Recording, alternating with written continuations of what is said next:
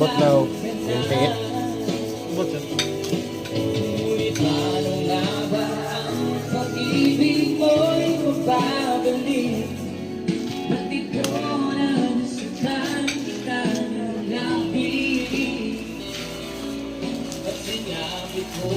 yun. Kaya kong ibugin niya.